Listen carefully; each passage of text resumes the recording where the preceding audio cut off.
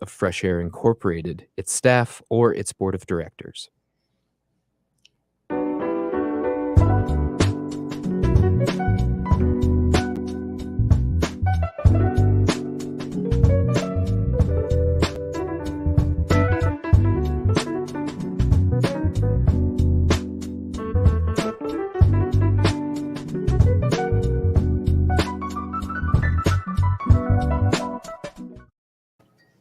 I'm Al McFarlane. Welcome to the conversation with Al McFarlane. Today is Tuesday, September 6th, 2022. We're glad to be here and glad to have you along. Thanks to all of our listeners and friends at KFAI, the KFAI community, and the KFAI community globally at kfai.org. We also express gratitude for the ability to use the digital technology to connect across our Facebook pages at Insight News, my personal page at Facebook, also our Twitter page and our LinkedIn page. We're also connected, sharing through the YouTube pages of Black Press USA TV, the Black Press of America. So what we're trying to do is figure out more and more ways to be in company with you, with each other, around the neighborhood and around the world. I want to say hi, first of all, to my co-host, Brenda Lyle-Gray. Brenda, how are you doing? Number one, good to see you. I'm fine. I hope you had a good holiday with family and nice weather. Well, weather is perfect here in Minnesota. It's very, very, very good. Yeah, Let's we're jump good right here. into the program today. I've got my friend and colleague, the and leader, Attorney General of the state of Minnesota, Keith Ellison, on board. Keith Ellison, how you doing, man? Awesome, man. I'm doing great. Always. Great, Brenda. Great to see you. Good to see you.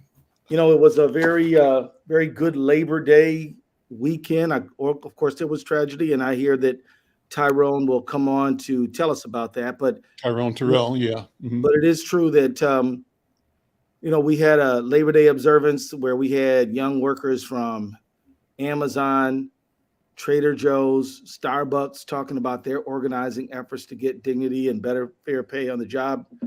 And so, yeah, I think it is critically important to talk about the need for a greater level of safety. And we appreciate Tyrone for that. But it's also true that there are some bright spots as well. So, Sure. We just got to deal with the good and the bad, right? Well, I want to talk about Keith Ellison, the fact, two things. One, Labor Day, you mentioned it. Let's, I think it's important that we reflect on labor and Black folks. And labor in general, labor in everybody. And so you mentioned the workers at several institutions. Take a minute and just what your thoughts are on Labor Day weekend about the need and how we elevate and protect workers in Minnesota and around the world. Well, let's start out by saying, that thank you to the people who make the beds, who clean the rooms, the people who take care of the patients. Let's say thank you to the people who put out the fires, who respond to emergency calls when we need them, the people who fix the roads, people who build the roads, all the working people. Let's say thank you to the people who make the lunches, the people who teach the classes, all the folks, all the people who work in our public sector and make sure the paper goes where it's supposed to go. And, we're just grateful for everybody who really labors hard. Now, a special thanks to organized labor. Labor Day began in about 1882 in New York area when they just stopped and said, we're going to give a hats off to labor. Very important to remember that African Americans are very close to labor because we started here as labor. That's what we're doing here. That's how we got here, as a labor source. Very important to keep that in mind. But yet organized labor in the very beginning was organized on a multiracial basis. But then along came like 1900, 1890s, and racism, white supremacy really began to prevail in America, and so did labor begin to segregate. And that lasted right up until the 1930s and 40s until, some smart people like Samuel Gompers and other sort of leaders began to figure out that white labor could always be scabbed by Black labor as long as they locked us out. And one of the things that down in Alabama, Mississippi, Louisiana, that the plantation owners never wanted to see the black workers and the white workers work together. This was absolutely forbidden, and was in Florida, all these places, there were labor groups that were multiracial that were split apart deliberately because they need to use the racial division in order to play one off against the other. But I just remind everybody that, the AFL-CIO at one time was segregated, but at another time it wasn't. And it was actually led the way to help America become a multiracial society. When Martin Luther King gave his famous I Have a Dream speech, the march was not just a civil rights march. It was a march for jobs and justice. And it was paid for by the UAW along with a few other donors. But that's why Walter Reuther was a major speaker at the March on Washington. Who's Walter Reuther? He was the head of the UAW, United Auto Workers. How do I know that? Well, I was born and raised in Detroit, Michigan. You can't know anything about if you're from Detroit and you say you don't know what the UAW is, I want to check your credentials. Right. So you're not from Detroit, right? Yeah, you ain't from Detroit. You might not even be from Michigan. So my point is that my family came to the north because of in search of these industrial jobs. That's what attracted my grandfather to come to Detroit from rural Georgia. I'll just note that labor was there during the fight for civil rights. I mean, when we lost Martin Luther King, he was in Memphis, Tennessee, with a AFSCME group fighting for sanitation workers. Yep. And so organized labor and African Americans we've been together. Then we were separated by the prevailing winds of society. Then we came back together out of necessity. And I just think it's important that we stop and we acknowledge the importance of labor. Now, it is important to note that a very, very important marker came across the desk recently. 71% of the American public says positive things about organized labor. This is new because for a long time, you were able to get the industrial owners to think that unions were bad. And it's kind of crazy because it's like, okay, the institution is here to help you get better pay and safer working conditions is not for you. Wrong. Now, that's not to say that unions have always been perfectly honest. There's never been corruption. There's never been problems with unions. Of course there has been. If they're human institutions, there's been problems with them. But on the whole, unions have been good for African Americans. One of the people who I grew up watching was a guy named Horace Sheffield. He was a big deal in the labor movement, and people like Bill Lucey. These are African American leaders. A. Philip Randolph was head of the perhaps the largest union in the country, and he was the first one to threaten a march on Washington. Told Roosevelt, "Hey, this is wrong, and we're going to do something about it. We're going to strike you." And he said, but bottom line is the African-American community and the labor movement are movements that, as I said, it hasn't been always a crystal stare. We don't want to be blind to the issues, but we don't want to be blind to the positives either. Al, I think you'll agree with me that so often we're so busy to point out the real things that happened that were wrong. We're slow to point out the real things that happened that actually were pretty right. And African Americans in I don't think I'd be in law school. I wouldn't be the Attorney General of the state of Minnesota today if my father and my grandfather had not been able to join a union, get a union paying job, and be able to take care of me and my brothers, quite honestly. It is what gave us an opportunity.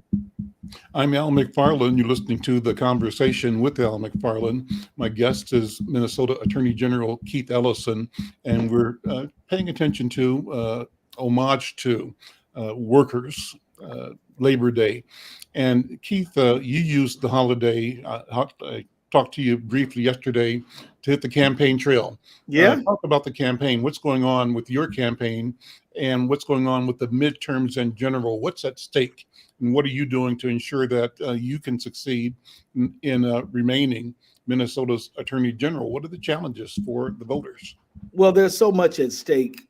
First of all, a woman's right to choose is at stake. And I just want to remind African Americans, it's not about being pro or anti-abortion. It's about women having the choice. what we're really talking about is this woman going to get arrested for choosing not to take a pregnancy to term, or is she going to be free to make that choice on her own? That's what we're really talking about. Bottom line is, choice is something that is very important to freedom. If you don't have choice, you don't have freedom. And so that is on the line. My opponent is dead set against it. He's not for your rights to make a decision on your own about your own reproductive life. And then also, what else is on the stake in my race? Well, I have been a lifelong advocate for consumers, for workers, for small business, for farmers, for racial injustice, for justice of all kinds. And my opponent simply is a hedge fund lawyer. He represents hedge fund investors. Now, I'm not here to trash hedge fund lawyers, right? But is that a good qualification to be a consumer justice advocate when you have never done it in your life? One kind of wonders. One wonders, why do you want this job? Mm-hmm. Is it and what's the answer? I mean, the fact that maybe his reason. I'm speculating, but maybe some of his clients would like the fox to be inside the hen house. Well, it's like the Trump appointees to the courts. How do you dismantle the progressive mandate? You confuse, and you also take critical positions that make critical decisions that roll back gains. Well, Betsy DeVos was against public education, and she was the head of education. Yep. The guy who was against, on the head of the Department of Energy, was against environmental protection. And so many appointments that Trump made were people whose whole life was the antithesis of what it was they were charged with doing, right? Department of Health guys against everybody getting health care. I mean, so on and on. So to me, it's very clear that people say, "Oh, your opponent doesn't even understand what the job is." I'm like, he understands perfectly well what the job is. We're not talking about ignorance or stupidity. We're talking about more insight. I keep telling my friends, when you think that a Republican is dumb, you better think again. Mm-hmm. If they're so dumb, why do they dominate the courts? If they're so dumb, why do they got 6 Supreme Court justices ready to destroy precedent after they pledge not to? They're actually pretty crafty, and you better be on your toes dealing with them, because they have an agenda and they mean it. They're not playing. Listen, so that brings me back to something that I want you to comment on, Keith Ellison. Next Tuesday, I believe, we're going to hopefully have the mayor, Chokwe Lumumba, from Jackson, talking about the dilemma. But the dilemma is not just water. The water crisis represents what you were just talking about, the policy and the practice of marginalization, of suppression, and of power, and of money. And so 2 questions. One, how do you read the challenges of the residents of Jackson, Mississippi, in the city and the state's failure to protect their health by providing clean water and a system that works? How do you read that? What's the political meaning in that? And then could it happen here in Minnesota? Well, it certainly could happen here in Minnesota. In fact, it is the natural result of decade after decade disinvestment in the needs of the people. It is the predictable, foreseeable outcome of saying we're simply not going to put money into public infrastructure. And when it goes kablooey, well, so what? Mm-hmm. We're rich enough to get water, or we'll just move to our second home in New Orleans or New York or wherever. I'm telling you that, the elites of Mississippi, they don't just treat, Mississippi is not only a state where Black people have been mistreated and held in slavery and then Jim Crow. You don't want to be no poor white person in Mississippi either. The way that they oppress the poor whites in Mississippi is by saying, at least you're better than them. Mm-hmm. And so then we're going to give them nothing. We're going to give you next to nothing. And so that's how they work this thing. And you got to fight to keep it. Right. And And the yeah, and you problem got is to them. fight to keep your next to nothing. I mean, Yeah, it was that's right. it was President Lyndon Baines Johnson who said remarkably, he said, you know, if you want to pick a man's pocket, you tell him that you tell the lowest white man that he's better than the highest black man, and if you get him to believe that, you will be able to pick his pocket. That's what the president of the United States said, Lyndon Johnson. Mm-hmm. So it's very important to keep these lessons in mind that there are consequences to this, and the disinvestment, underinvestment, misinvestment, and it's a bad thing. I mean, let me tell you, you could have fixed this water system 10 years ago with 20% of the money you're going to have to spend now. Mm-hmm. But they're like, nope, nope, nope, nope. And all some politician has to say is imply that the population of Jackson has got a lot of African Americans, and then it's like, well, we're not gonna invest there. Mm-hmm. That's what happened in Flint. I mean, people can say whatever they want.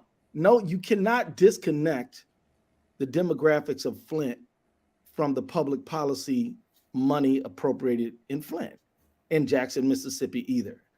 But this is why I'm arguing for a multiracial democracy, why I'm arguing for human solidarity without regard to your color or your race. Let's lift up everyone, and let's stop all these old ugly politics of the past, where somebody can think, well, I'm probably not going to be hurt because them other people who don't look like me are going to be hurt, and I'm going to be safe. Well, no, can't nobody in Jackson get water now. So who's benefiting?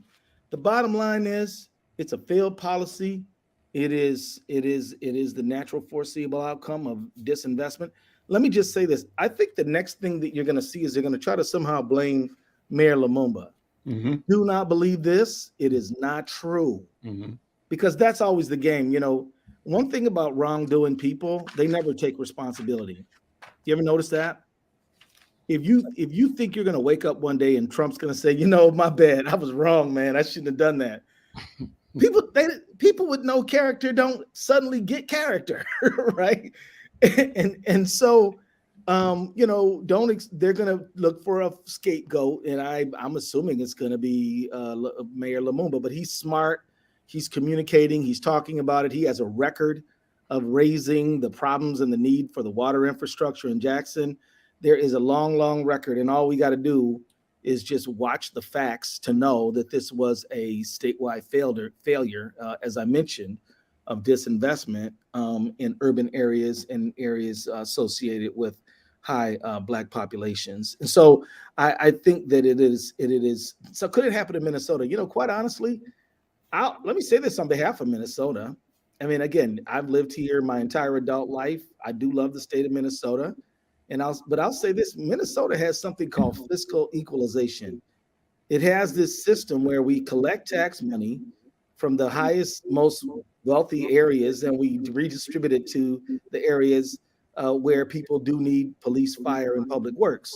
It's called local government aid. It's fought over at the legislature all the time, but it is the thing that has kept Minnesota from developing what you and I know are slums. You know, every Black person I know in Minnesota will be like, well, where's the ghetto at? Even North Minneapolis, Frogtown, and all of them are, I mean, you know, that's like not that bad compared to some of the roughest, toughest places in Chicago and Detroit and in Cleveland and other places.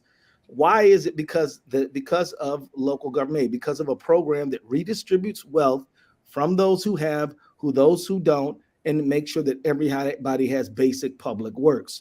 Now, in places like Michigan and places like Mississippi, they don't have any such thing as that. They're like, you're on your own. Good luck. So really, in order for Jackson to get a water system that's functioning, you're going to need state officials to partner with federal officials to fund that program. Now we're going to find out if they're willing to do it or not. Are they, you know, and so, you know, but the bottom line is it was completely avoidable. It didn't have to happen. And it's a massive infrastructure failure. And it's on the heads of the people who have governed that state for the last 150 years.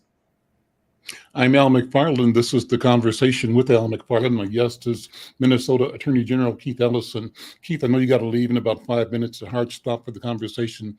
Let me bring in your friend and mine, Tyrone Terrell, for the last 5 minutes of the conversation. Hey, Tyrone. Hey, brother, how you doing? You guys go Good to back see you, man. forever, like all of us do. But you and Tyrone were co-hosts on radio in Minneapolis for years and years on Yeah, we were KMOJ. So people a few know, years ago, but know your voices. Yeah, but it's good to see you. So let me come back, Keith, and have you close on the campaign. You mentioned early on critical issues. How do we yeah. mobilize our people to show up strong at the midterm? Why is it important that we pay as much or more attention right now as we have in the general election? Well, as I say, and I'm sure Tyrone has said, if you're not at the table, you're on the menu. You know, the bottom line is if you are not participating in this election and in our society generally, you are going to get whatever who is in power wants to give you. I would say take control of your life. Now, I would say that voting is not the only way to be an active citizen, but it is a very important way. One way to be an active citizen is to listen to conversations with Al McFarlane. That's a good way. Another way is to write letters. I mean, Tyrone is working on everything from community crime and violence, criminal justice reform, civil rights. These are all ways to do it. You don't have to be as active a leader as you, Al, or Tyrone or Brenda, but you can do something. Not everybody can do everything, but everybody can do something. And we need you to, I would say, take a shift, sign up for a shift on my campaign. Come on down. We'd love to have you. Knock on some doors, talk to your neighbors, call people, gather people who you know, invite me to your block. I'd love to come. And we just kind of get folks out. And we work on these issues of public safety. We work on these issues of infrastructure, human rights, civil rights. Since I've been in office, my thing has been, I want to help people afford their lives and live with dignity, safety, and respect. That's not too much for anyone to ask for.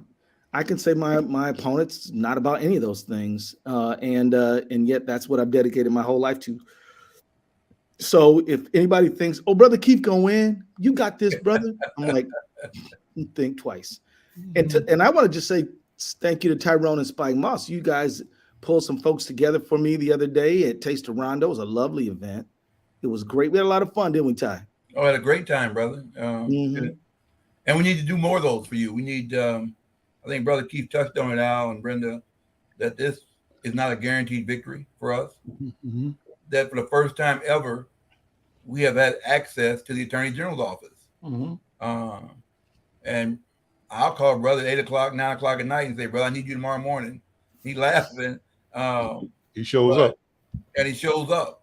He will cancel something, particularly in the best interest of our community. And so normally when it's a non-presidential election, there's probably a 25% drop in our community voting. That's right. And we cannot have that in this election. So I've encouraged, particularly in St. Paul and all of our pastors, to put the word out to folks. We need to vote 25% higher. That's right. This time, not lower, and do not take this for granted. Because that's right. Hey, Ty, can I just tell people this before I got to run? Al, we got unemployment for the young people in our community. That would not have happened. Jumping, Keith. Go ahead. No. Tyrone was talking about exactly what I was going to mention. Go ahead, brother. Go ahead. Well, all I was going to say is that, Tyrone's talking about us working together. He's absolutely right. I did not know that young people were being denied their unemployment insurance benefits after the COVID pandemic hit. Congress passed some legislation to get some emergency unemployment benefits. Tyrone calls me up and he says, "Hey man, you got to help Youth Prize. You got to do something." And when the brother handed me the baton, I went and tried to run with it. And we've done that on like, I was so overjoyed to meet the African American police officers group the other day. Mm-hmm. I mean, this is the kind of thing that we just working together, helping the community like we always have done. Tyrone befriended me, when I got to Minnesota in 1987. And just like when he moved here from Kansas City, people befriended him. Mm-hmm. And so, this is just a love for community and a prayer and a hope the community will thrive and grow. I got to sign out now. So do forgive me, y'all. But I just want to say voting ends on November 8th, but it starts on September 23rd. Mm-hmm. It ends on November 8th, 8 p.m. If you're in line, you can stay in line. But it starts on September 23rd. So with that, Brother Ty, would ask you to forgive me, brother, but I got to hit the door. Oh no, brother! I want my own time. You're taking too much of my time now. Yeah, there you go. Oh. Hey man, I'm a politician. I talk too much. Sorry about that. See Keith, y'all thank later, you, man. guys. All right, brother. Take care, brother. We'll see you. I'm Al McFarlane. This is the conversation with Al McFarlane. Thanks to Minnesota Attorney General Keith Ellison. And we'll invite him and his opponents back between now and the general election. We want you, dear listeners and viewers, to just be sharp, be tuned, be aware, and to exercise your power as a voter. But as Attorney General Ellison said, there are other ways to be involved in community as well. Tyrone, how you doing, man? Good to see you. Al, I'm good, brother. And let me apologize. I just have been so swamped the last couple of months, particularly the time of your shows. I haven't been able to get on. And actually, I'm supposed to be in another deal right now related to our triple homicide this weekend. But I want to at least come on. And that's why I wanted you on as well. You know, just so people know, Tyrone is just a dear friend, but an esteemed elder, leader, organizer, thought leader in the community. And just so I'm not blamed, Tyrone, I want people to know that I invite you every week. Yeah, no, bro, you're not. If you're not here, it's not because of me. You know. No, brother. And actually,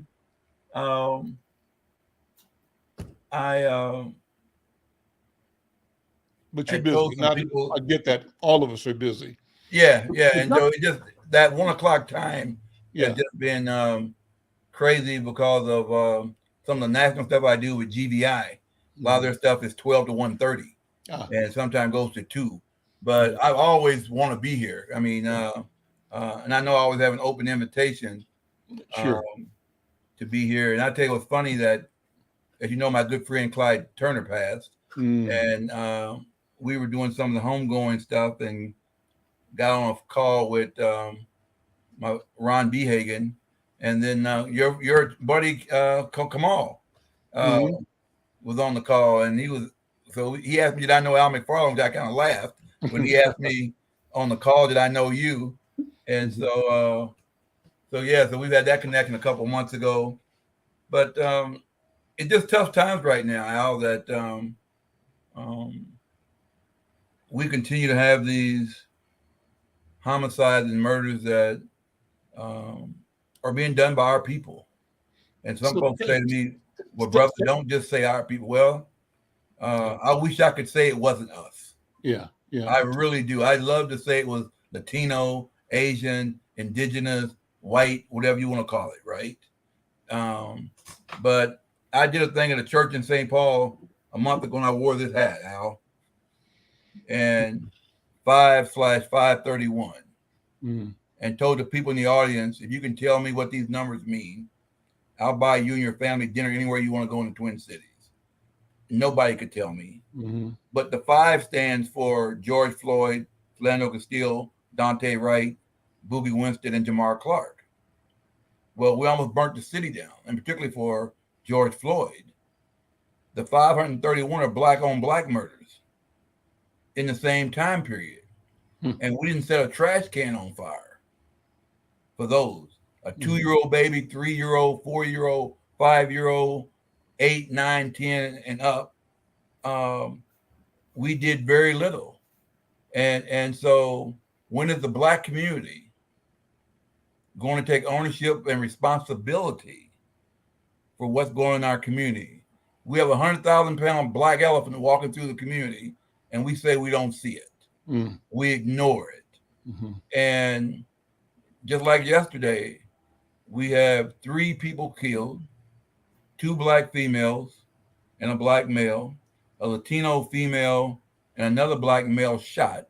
Was that yesterday or day before yesterday? Day before yesterday. I'm sorry. We had the press conference yesterday. And Walk us through that. Tell us what happened. Just describe that, because somebody who's not from here listening or watching will want to know just kind of what happened here. Well, the particular why the shooting took place is, and there's speculation on it, from drug deal going bad, somebody owing somebody money. But for an individual to take out a gun and shoot 5 people, killing 3 of them, wounded 2, who's now still not in custody, which was why we had the press conference yesterday, urging him and his family to turn himself in, because an individual's already killed 3 times and shot 2 others will shoot and kill indiscriminately anybody right now. And we don't want that. We want this individual to be turned in. So we've said, if you don't want to turn yourself into police, call our work number, our work cell number, which I gave out yesterday. Actually, I've had 2 good calls today. And so we may get him turned in today, where we said we would orchestrate a safe way for him to turn himself in, which is best for him, which is definitely best for our community. And so as one of the fire officials told me yesterday, it's one of the most horrific scenes he's ever seen in 28 years. All 5 shot inside one room in the house, or different places? Yes. And so you can imagine that. Go ahead, Al. As far as we know, the intent was that all 5 die. I mean, they could have all been fatally shot or wounded, but 3 of them were. 2 of them survived. Exactly. And you're 100% right, Al. He didn't intend just to wound 3. He intended to kill all 5. And that's the scary part. So, but we also had this week in St. Paul, 8-year-old shoot his 14-year-old brother. Talk about that. Well, again, the facts are not clear. Just the boys got in an argument, and still the older brother locking up his weapon. He left it available to the 8-year-old. He shoots his brother. Luckily, he's going to live and be okay. But this violence continues.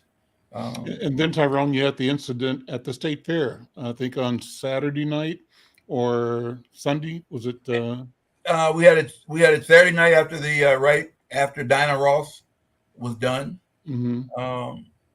And from all people I've talked to, a marvelous show. That Diana at 80 years old still has it, or 78. But then again, Al, our youth, not white youth, not Latino youth, not indigenous, our youth decided to come to the state fair in large numbers and be destructive. And what I heard on the news, I heard Chief Harrington, the head of the Commissioner Harrington, head of the Public Safety Office for Minnesota, former senator and former police chief of St. Paul. He said that, or either the chief of the fairgrounds said that they noticed these bands or groups of young kids in conflict off and on throughout the day. And that the conflict early on was generally a fist fight or shoving or pushing or naming. But apparently there was a palpable presence of tension among different groups of kids. They never said black kids, but we, presumed that these were our kids. And Al, 100% ours. Okay. Yeah. Okay. And then at the end of the day, it ended up with someone shooting someone. And as I understand it, that person, the gun person, still not apprehended. Or do you know if there's any difference on that so far? Know who the individuals are, but not apprehended as of yesterday. But the fighting that was taking place early on was pretty much broke up by our ambassadors and other community folks working the grounds that were we probably had 40 or 50 non-law enforcement personnel on the ground. These were individuals who came at the end of the night, who tossed their guns over the fence at a different location, came through security, and went and got the guns. And so there were several fights during the day. But again, the non-law enforcement personnel were able to use all those. And because many of the young people we know, right? So if you can just get a couple of them to break it off and separate them and send them on. But as I tell people all the time, this is not so much a youth issue, but it goes back to a parenting issue. Mm-hmm. Okay, that even the individual that shot these 5 people yesterday, if I turn the clock back and check his environment and upbringing, it will answer all my questions about why he did what he did. You killed 3 people and shoot 2 other people over whether it's money, drugs, a former relationship, whatever. And it was not a domestic, nothing related to domestic. Let me make that perfectly clear. But you can't, there is no restitution now for him. Mm-hmm. He can't heal that wound for families that now have lost their loved one in a senseless manner. But my thing is, if we don't get ahead of this out in St. Paul and Minneapolis and across this country, every time I check the crime stats in Kansas City, and Kansas City does it a little bit different than what we probably should do, they'll tell you kid 14, shot on 56 and whatever. You know what I'm talking about? Mm-hmm. It lays it out with a couple sentences. But the number of 14, 15, and 16-year-olds being even shot and killed in our hometown is crazy. Mm-hmm. But again, none of these children come out their mother's womb with a pistol in their hand. Mm-hmm. So we don't change the home environment. And it's not always just about money. Loving a child can cure a lot of problems. Because a child that's getting all the love that they need don't even know they're poor. Some nights won't even know they're hungry, because if mama's taking care of you, she's going to give you the last hamburger, even if she goes without. But we have so many broken homes. And if we don't fix that, we've got 2nd and 3rd graders right now, just as violent, that are coming and will kill. Guaranteed. How do you say that? How do you make that statement, Tyrone? What gives you the confidence to say that is the case? Bro, just being in schools, seeing, doing a walk of school last year when the principal told a 30-year-old little boy to get out of the hall and go back to class. And the 3rd grade boy said, "Don't make me go home and get it." Wow. And she said, "What?" And he said, "You know." And she actually told me the next day when she saw him come in the building, Mm-hmm. she was scared. 3rd grader. Did he go home and get it? Mm-hmm. Or when you call a parent and say, your 5th grader's acting up, right? And the mother says, "Don't make me come down to the school for you." And it happens way too often. And I'll go in any school, talk to any teacher. They would tell you what they deal with every day is more behavior, more psychologist, more social worker than teacher. Mm-hmm. And so, but again, there's that old saying, we're downstream pulling kids out of the river. Mm-hmm. We better go upstream and see who's putting them in. Let's And talk right about now, the Black community is putting them in. And I understand white supremacy, racism, all that. We dealt with that from slavery through civil rights era. And even when Keith was talking about Labor Day and all that. But in 1882, when all that was done, brother, we was, even though the Emancipation Proclamation was signed, I think, 1863, right? Mm-hmm. 19 years later, we still in slavery. Mm-hmm. 1882, so that whole labor movement wasn't about us.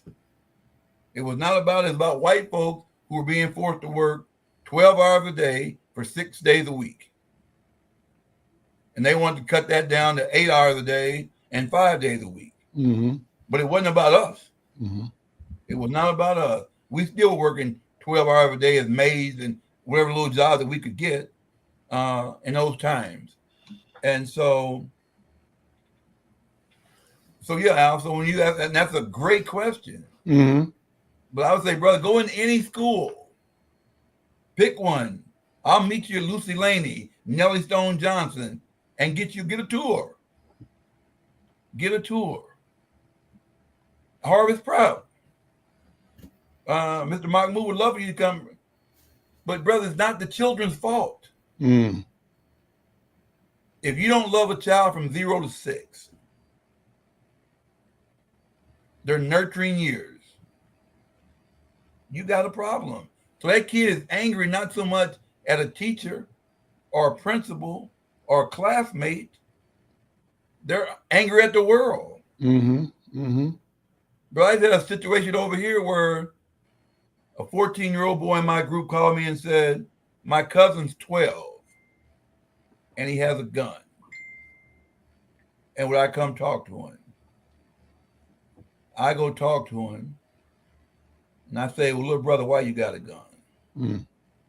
He said, well, my mama's in there high right now. He said, a man twice has come in my sister's room trying to touch my sister. Mm. I bought a gun to protect her. Mm. And he bought a gun. So the 12-year-old said he bought a gun. Yeah. Well, yeah, Just bro, that. you can go on the street and get a gun $50 anywhere. You can walk out on the street and get one. Mm. But he said, well, I'm a 4-0 student. I belong to no gang. He actually showed me his grade card. 4-0 student now. But he said he wasn't going to let anybody do something to his sister. Mm. But his mama was that high, brother. Mm-hmm. Mm-hmm. And so we got social workers involved and, got him taken care of. But think about if you saw on TV a week later, 2 weeks later, 12-year-old shoots a man, right? Mm-hmm. Everybody would jump to conclusions about this young boy. His simple job, I have a 7-year-old sister. My mama's a junkie. And she let men just come in and out. And one came in the room for his sister. Mm-hmm. Now she said in what she called in her defense, he went to the wrong room. Really, Mom? That's your defense? Mm-hmm. Your man walked around the house butt naked and goes in a 7-year-old's room. Mm. And so if we don't, again, bro, love these children, give them a chance, bro. Many kids don't have a chance. And I know you see it, brother. Mm-hmm. You see it all the time. I stopped at the Broadway store, the Cub Foods. No, not the Cub Foods, the drugstore across the street. Maryland's. Not definitely not Merle's. The other one on the corner. The new one. The new one now. The chain, not Applebee's. Walgreens or Walgreens. Right. Yeah. And I get out of the car, and the little sister parked next to me, and she cussed out her son, saying, "Look, little ML, don't go in the store and touch and ask for anything." Mm-hmm. And I said, "Come on, sister." She told me mind my ML business, Al. Yeah. And God dang it, this is a call I need to take, but I want to finish this statement. Go ahead. But when I finally looked at her, I said, "Girl, I know your face. Where do I know you from?" She ended up being one of the pals. Put me on mute and take your call, and then Brenda and I will talk to you. Come back, okay? Oh, thank you. Appreciate it. I need to do this. Take that call, and then Brenda, I know you were going to raise your hand and make some comments. First of all, I'm Al McFarlane. You're listening to The Conversation with Al McFarlane. We're talking to my friend and colleague, my brother, Tyrone Terrell. Tyrone is from the same neighborhood that Brenda and I grew up in Kansas City. And Brenda, you're a teacher. And I know that as he was speaking about the challenges that teachers and parents and neighborhoods and children face around gun violence, you are being touched by that. What are your thoughts? What are your feelings? This sounds really bad, but I don't know if I'd be in a classroom right now. Mm. And I don't think it's the structure or the system, but it's the attitude that it's okay for our kids to stay where they are, and no one's going to say anything about it. It reminds me, Al, of what Omar said, that you have this $9 billion surplus, but you've got people that are building more tents right outside of the state capitol. I'm just having a difficult time understanding where our priorities are. And not just I mean, I read about the triple homicide, and, sometimes we become desensitized, but I go all the way back and think about the parents, the siblings, the friends, all of the people that are touched by this. I mean, we weren't rich. You had two families living in this beautiful brownstone. What you had was love from aunts, from grandparents, from cousins, from neighbors. We got hugs, and they didn't always come from our parents. And we loved it. I got a hug from Miss Nanny, and I got a peppermint. I mean, this was a big thing when we were in the third grade. And we had role models. Where are they? What are the churches doing? I'm sorry. No, you're right, Brenda, the question of gun violence wasn't a question when you and I were in third grade, kindergarten, third, fourth, fifth, even junior high or high school, to my knowledge. I think that maybe towards junior high, there might have been more fights, maybe some fights between rivals in classrooms and in elementary school, but they were playground fights, And Mr. Perry, the principal, would always be the final arbiter, meaning whoever was involved in it gets invited to the office and gets their butt whipped with a fraternity paddle, right? Corporal punishment was the measure meted out as a strategy to deter and to punish bad activity, bad behavior. I think in junior high, maybe fights on the central junior high campus, but never to the point of the violence that Tyrone's talking about, and certainly not even in high school. You at Central, me at Westport, I don't recall the threat of a gun ever in high school. You remember Maynard Cooper. Yeah. He had this unbelievable reputation. Yep.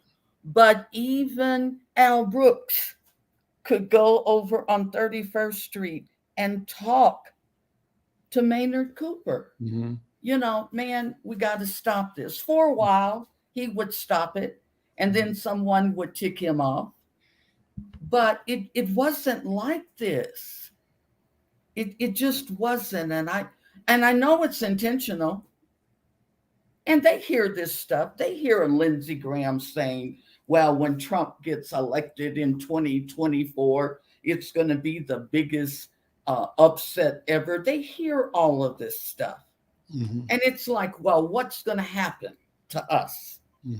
I hear it from some of my they write it on Facebook, and I had one of my friends say, you know what, my faith is gone.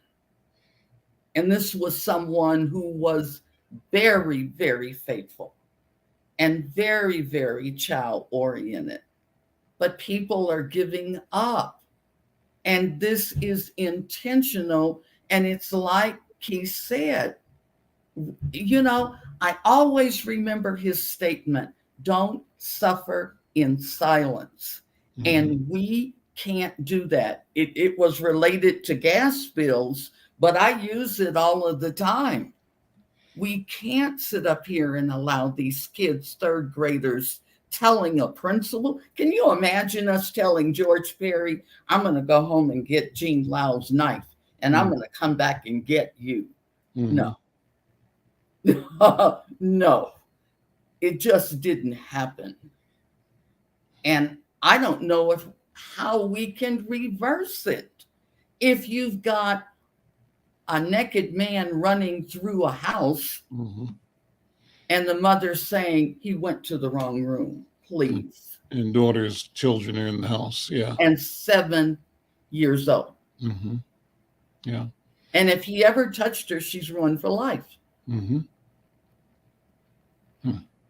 We got to do something, and I don't know what it is. What is the message in a church?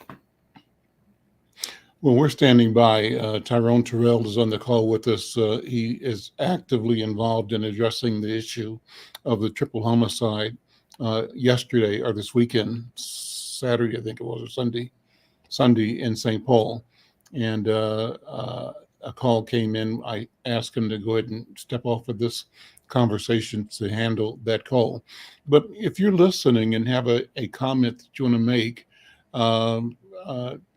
call the studio, or actually, let me put it on the chat here, the URL. And if you want to come on and leave your comments or your thoughts about this issue of violence in the community. And Tyrone is placing the responsibility for preventing that violence right in and on us, members of the Black community. He's saying, as I hear him, we can't blame white people. We can't, when we can, but to blame them isn't enough. There's an environment, but at the end of the day, there's a responsibility that we ourselves must shoulder and be accountable for. So if you have comments, thoughts, feelings about that, we're going to put the URL to the link under the screen here. Dial in. We can add your voice to the conversation. I'm anxious to know how this conversation, how these events are impacting you, your peace of mind, your personal safety, your sense of what the community is facing. So Vosh, if you would put the URL in the crawl here, so that if there's somebody listening, they could join the call. And you could also call the studio, but my preference is to have you actually join the call via video. Let's see. Brenda, as we wait for that, any other thoughts, feelings? What do you think? I think Tyrone had a year ago, I remember you were interviewing him, and he talked about taking care of one block.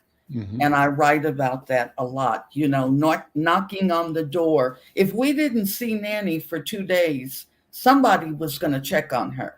Mm-hmm. If the man next door needed medicine or whatever and couldn't go, we were there. Even teenagers, would tell their parents, you know what, I haven't seen Miss Mason. Maybe someone needs, it was that way. And Tyrone was saying that doesn't cost any money. Mm-hmm. Pull up, ask Miss Fanny, is her grandson okay, or whatever, just in one block. And if everyone took a block. But it's not happening. We don't even speak to each other anymore. Tyrone is back. Let me bring you back in, Tyrone. I hope things are okay. Great. Yeah, we just got a great thing here. So yeah. No, go ahead. I was listening to what Brenda was saying. Go ahead. But I remember that, Tyrone. I remember you're saying the one block, and that's the way it was with us.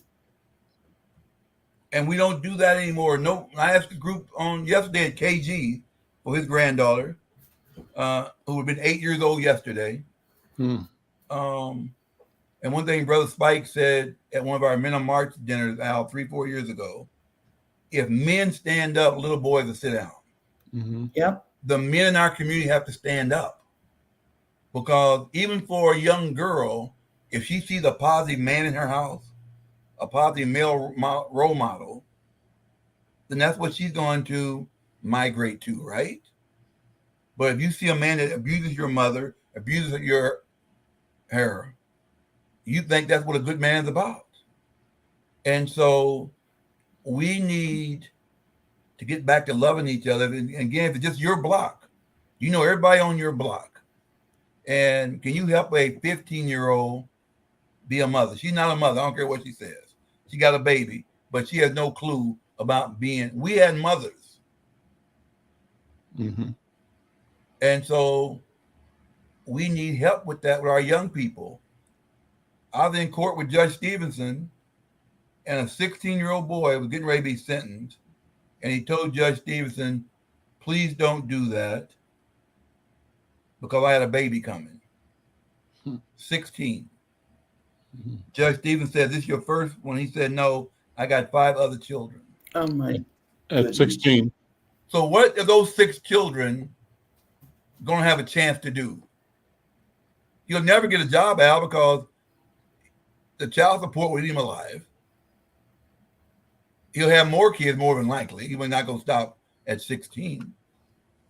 But what chance does that 6-year-old child, he's going to have a chance if somebody doesn't intervene in that family or in that community or on his block to help those young girls with those babies? 16 out with 6. That brings tears to Think my about eyes. it. I'm sorry. What did the judge do, Tyrone? He gave him some time. Just in terms of what he deserved, Yeah. and wished him well with the kids, right?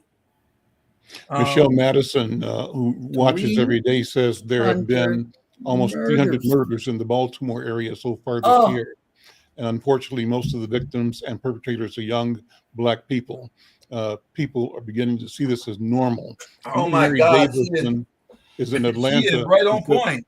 She said that she enjoys, she is in Atlanta, but she enjoys the episode because she's learning a lot, and that what we're talking about is not commonly discussed. So she's being saying thank you to you, Tyrone, and us for having this conversation. And Mary Davidson, thank you for listening, and Michelle, thank you for your comments. Tyrone, what do you think? I agree with her. I mean, it has become normal for us.